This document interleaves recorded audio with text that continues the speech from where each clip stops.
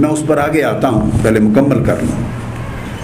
تو عرض کیا یا رسول اللہ احسان کیا ہے؟ تو آپ نے فرمایا قال ان تعبد اللہ کأنک تراہ فإن لم تکن تراہ فإنہ یراک۔ ایمان کے جواب میں تو عقیدہ بیان فرمایا تھا، اسلام کے جواب میں عمل بیان فرمائے تھے۔ جب احسان کا سوال ہوا تو احسان کے جواب میں نہ کسی عقیدے کی شک بیان کی آقا علیہ السلام نے اور نہ کسی عمل کی شک بیان کی۔ احسان کے جواب میں آقا علیہ السلام نے قلبی اور باطنی کیفیت بیان کی۔ کیفیت نہ عقیدہ ہے، عقیدہ اور نظریہ بھی نہیں ہے، اور نہ ظاہری عمل ہے، وہ قلب اور باطن کی ایک حالت ہے۔ قلب اور باطن کے اندر کا ایک تصور ہے، ایک احساس ہے، ایک فیلنگ ہے، ایک وجدانی کیفیت ہے اندر کی، جو اس ایمان اور عمل کے نتیجے میں دل میں، روح میں، باطن میں مترتب ہوتی ہے پھل کے طور پر۔ اس کیفیت کا ذکر کیا۔ جیسے آپ کیلا لے لیں تو کیلے کا ایک ظاہر ہے، ایک باطن ہے، ایک باطن الباطن ہے۔ آپ نے چھلکا اس کا اتارا، وہ کیلے کا ظاہر ہے۔ اگر وہ اوپر کا چھلکا نہ ہو اور خالی گودا چھلکا اتار کے رکھ لیں تو کیلے کو خراب ہونے میں کتنا وقت لگے گا؟ تو آپ چھلکا کھاتے تو نہیں ہیں، آپ کے لیے بیکار ہے، پھینک دینا ہے آپ نے ٹوکری میں، الٹیمیٹلی پھینک دینا ہے۔ مگر جس کو آپ نے پھینک دیا اس کو اتنا بیکار بھی نہ سمجھیں۔ آپ کے کھانے کا کام کھانے کے کام کا نہ صحیح، مگر اس گودے کی حفاظت کے کام کا تو ہے، اس کی حفاظت اسی سے ہو رہی ہے۔ اگر وہ چھلکا نہ ہو تو کیلا خراب ہو جائے۔ سیب کو آپ نے چھیلا تو چھلکا پروبیبلی پھینک دیا جو لوگ نہیں کھاتے، تو یہ نہ سمجھیں کہ وہ تو پھینک دیا وہ بیکار ہے، نہیں، اگر وہی نہ ہو تو سیب تھوڑی دیر میں خراب ہو جائے، سیاہ ہو جائے۔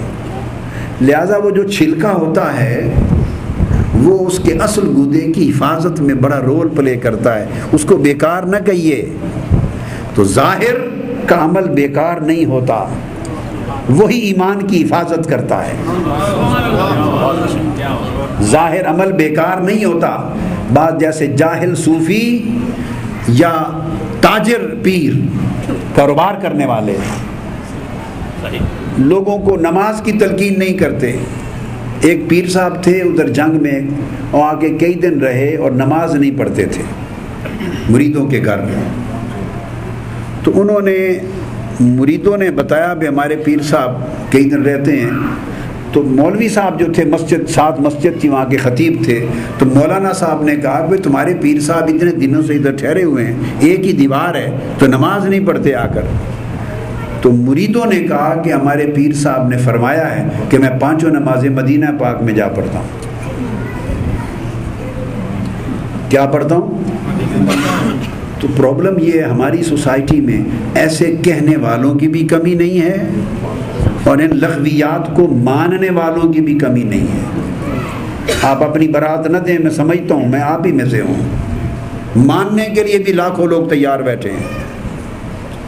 اگر ماننے والے ایسی بات لغویات کو نہ ہوتے تو لوگ ایسی بات کہنے کی جرت نہ کرتے۔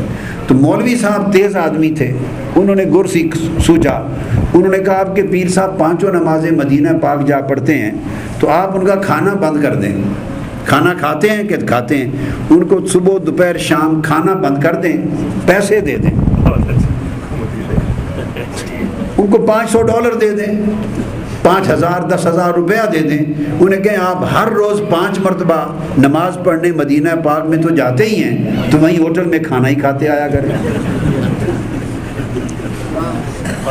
مرید ساروں کی نہیں، گھر میں کسی ایک کی سمجھ میں بات آ گئی، انہوں نے پیر سے کہہ دیا کہ پیر صاحب آج سے کھانا بند، یہ پیسے ہیں نذرانہ، آپ مدینہ پاک سے ہی کھانا کھایا کریں۔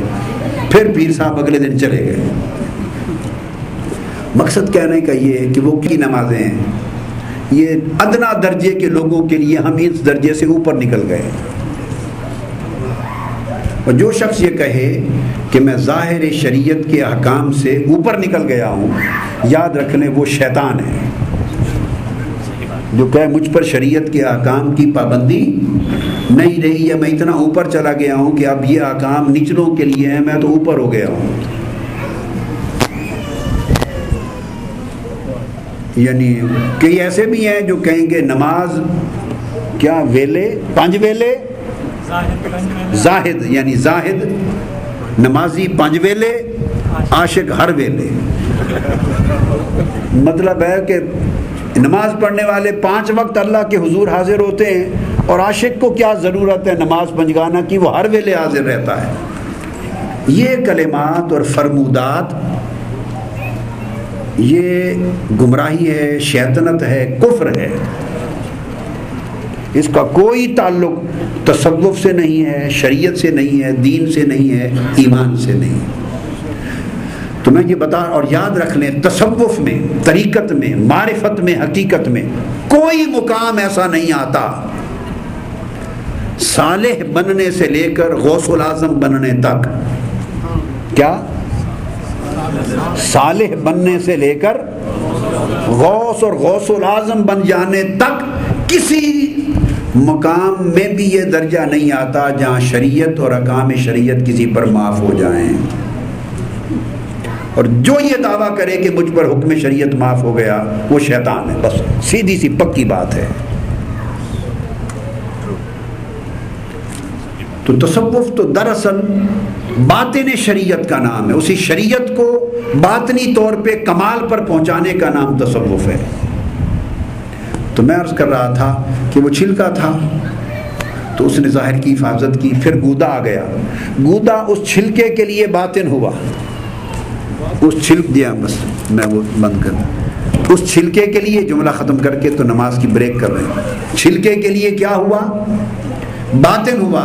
اور وہ کام کی چیز تھی جو آپ نے کھائی، جس نے آپ کو نفع دیا، کھائی. یہ اس چھلکے کے مقابلے میں کیلے کا باطن آ گیا کہ جو اس میں چھپا ہوا تھا، جو اس میں، اور اس کو آپ نے کھایا. اور جب کھایا تو یہ باطن ہوا. اس باطن کا بھی ایک باطن ہے، اور وہ باطن کا باطن کیا ہے؟ اس کی مٹھاس، اس کی لذت اور اس کی خوشبو. اس کی مٹھاس، اس کی حلاوت، اس کی لذت، اس کی خوشبو. آپ کہیں جی یہ سمجھ نہیں آئی، کیا فرق ہوا؟ تو اگر فرق سمجھ میں نہ آئے تو ہری چھال کا کیلا بھی کھا لیں اور سندھ کا کیلا بھی کھا لیں، سمجھ میں آ جائے گا. اب تو کیلوں کی بہت اچھی قسمیں نکل آئی ہیں. یہ پرانے وقتوں کے لوگ اپریشیٹ کریں گے. پہلے وقتوں میں جب کیلے اعلیٰ قسم کے بہت کم ہوتے تھے تو چتری والے ہری چھال کے کیلے آیا کرتے تھے. اس کیلے کی خوشبو، اس کی لذت، اس کی حلاوت کچھ اور ہوتی تھی. اب کیلے ہمارے ہاں بھی ہوتے ہیں. ہماری اپنی ایک حویلی تھی، ہماری بچوں کی. ہم نے بھی کیلوں کے درخت لگائے ہوئے تھے. بس ان کی شکل کیلے والی تھی، کھاتے تھے تو لگتا کچھ نہیں تھا، پتہ نہیں چلتا تھا کہ ہے کیا. ایسے شوق سے لگائے ہوئے تھے اپنی حویلی میں. تو سندھ میں کئی جگہوں پر تو ایسے کیلے بھی ہیں کہ آپ پیٹ بھرتے ہیں، اور وہ کیلے بھی ہیں کہ جن کا ذائقہ، جن کی لذت، جن کی حلاوت، شیرینی، مٹھاس، خوشبو دیر تک منہ سے نہیں جاتی. یہی سیب کبھی ہے، اور اسی کی قیمت ہے. یہ باطن الباطن ہے، یہ باطن الباطن ہے. تو 3 چیزیں بتائیں نا میں نے. وہ 3 چیزیں جو بیان کی حدیث پاک میں: پہلا درجہ اسلام کا جو اعمال کے ذریعے ظاہر دین کی حفاظت کرتا ہے. دوسرا درجہ ایمان کا جو عقیدے کے ذریعے انسان کے اللہ کے بارے میں اس کے ایمان کی، عقیدے کی حفاظت کرتا ہے. اور تیسرا درجہ اس کا بیان کیا احسان کا.